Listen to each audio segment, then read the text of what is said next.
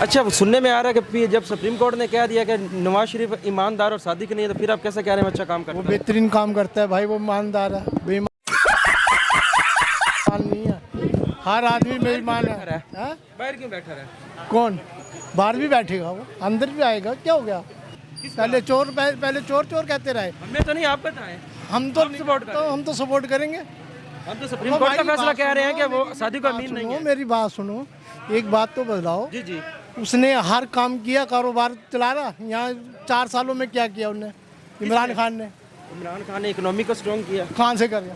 सारा रोजगार तो खत्म कर दिया उसने, सारा रोजगार खत्म कर दिया उसने। 22 में तो नवाज शरीफ हाँ कुछ नहीं, उसके हाथ में तो वो छोटी पकड़ा दी, ले भाई छोटी ले ले। किसी ना पकड़ता।